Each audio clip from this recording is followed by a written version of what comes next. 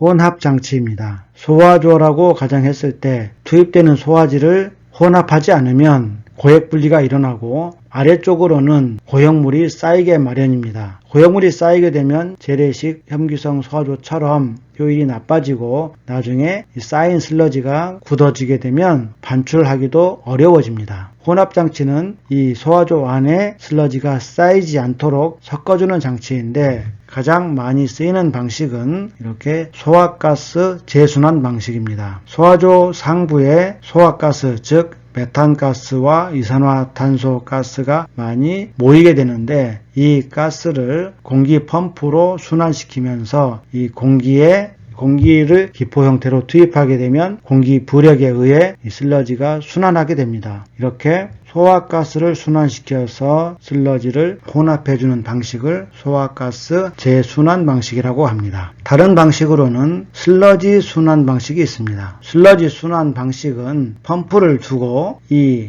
소화조 안에 슬러지를 흡입하는 쪽과 슬러지를 분출하는 쪽을 두어서 이 안에서 슬러지가 흡입 분출이 되면서 스스로 순환되도록 유도하는 방식입니다. 소화가스 순환 방식이 기체 순환이라면 슬러지 순환 방식은 액체 순환 방식이라고 할 수 있습니다. 기계식 혼합장치도 있는데 이는 전기 모터를 이용해서 임펠러를 저속으로 회전시키면서 서서히 회전시키면서 섞어주는 방식이 됩니다. 현재 우리나라에는 혐기성 소화조를 운영하는 처리장이 57개가 있습니다. 그 중에서 78%인 45개소의 혐기성 소화조가 가스 재순환 방식으로 운전되고 있고 8개소가 기계 교반 방식으로 운전되고 있습니다. 슬러지 순환 방식은 이 펌프의 폐색 등의 이유로 잘 사용하지는 않고 나머지 5개소는 가스 순환 및 기계 혼합을 병행하는 방식으로 운영합니다. 다음은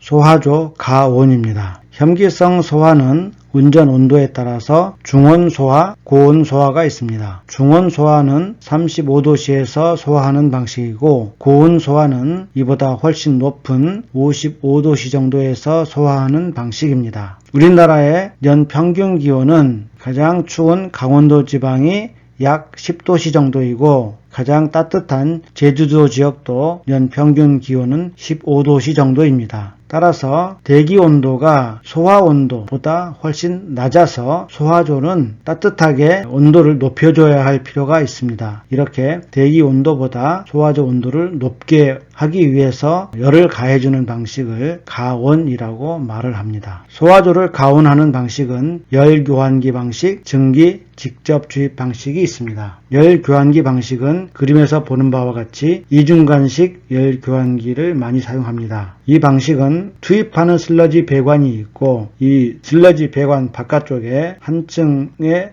배관이 더 있는데 바깥쪽 배관에 온수를 유입시켜서 뜨거운 물에 의해 슬러지가 간접적으로 가온되는 방식입니다. 슬러지가 점점 따뜻하게 데워지면 이 데워진 슬러지가 소화조 안에 들어가게 되고 이 소화조는 별도의 가온 장치 없이 단열만 확실하게 함으로써 열 손실을 최소화시키는 방식을 말합니다. 증기 직접 주입 방식은 이 소화조 안에 이 가스관을 직접 설치하고 수증기를 직접 투입하여서 슬러지를 가온하는 방식입니다. 열교환기 방식과 증기 직접 주입 방식은 각각 장단점이 있는데 열교환기 방식은 슬러지만 온도가 높아져서 들어가기 때문에 농도 변화가 없습니다. 대신 이 온수에 의해 간접 방식으로 가온되기 때문에 열 효율은 증기 직접 주입 방식보다는 떨어지게 됩니다. 증기 직접 주입 방식은 수증기가 직접 슬러지와 접촉하여서 투입되기 때문에 열 효율은 훨씬 더 좋은 방식입니다. 하지만 투입되는 증기는 물속에서 온도가 낮아지면 다시 물이 되어서 슬러지의 농도가 낮아지는 단점이 있습니다. 즉 열을 공급하기 위해 수증기를 투입하였지만 이 수증기가 물로 변하면서 소화조에 수분이 많아지고 그만큼 고용물 농도가 낮아진다는 뜻입니다. 우리나라에 운영 중인 57개 혐기성 소화조 중에서 37개소 즉 64%는 증기 주입 방식을 사용하고 있고 36%인 21개소는 열 교환 방식을 사용하고 있습니다. 소화가스 저장 탱크입니다. 혐기성 소화를 하면 메탄가스,